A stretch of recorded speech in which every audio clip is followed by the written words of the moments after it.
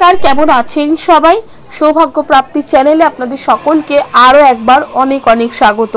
आज आबारो चलेছি नतून आरेकटी भिडियो निये जेखाने आमी आपनादेरके जानाबो अर्थेर दुरवस्थाके किभाबे आपनारा सामाल दिते पारबेन। ভিডিওটি শুরু করব তার আগে অবশ্যই বলে রাখি বন্ধুরা আমার চ্যানেলটিকে লাইক করবেন, ভালো লাগলে বন্ধুদের সাথে শেয়ার করবেন। এই সংক্রান্ত কোনো জিজ্ঞাসা থাকলে অবশ্যই কমেন্ট বক্সে এসে জিজ্ঞেস করতে পারেন। সাবস্ক্রাইব করে বেল বাটনটা প্রেস করে রাখবেন যাতে আমি যখনই নতুন কোনো ভিডিও দিই না কেন সেটা সরাসরি আপনার কাছে পৌঁছে যায়। তো চলুন বন্ধুরা ভিডিওটা শুরু করি।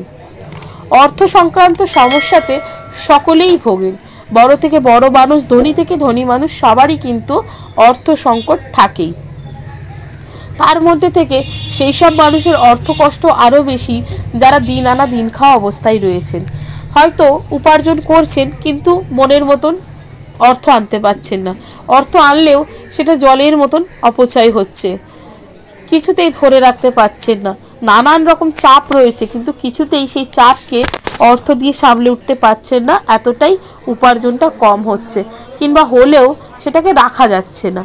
তাহলে সেই সব কিছু সমস্যার সমাধান করতে একটা 3 ধাতুর আংটি আপনারা কিন্তু মধ্যমায় ধারণ করতে পারেন।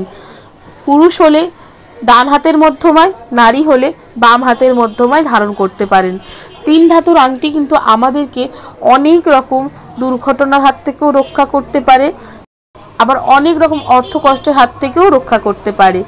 সাময়িক একটা প্রোটেকশন যেটাকে বলে, আধ্যাত্মিকতার দিক থেকে বিশ্বাস করতে গেলে এই প্রোটেকশন যে জিনিসটা, সেই 3 ধাতুর আংটি কিন্তু একটা প্রোটেকশন বলতে পারেন।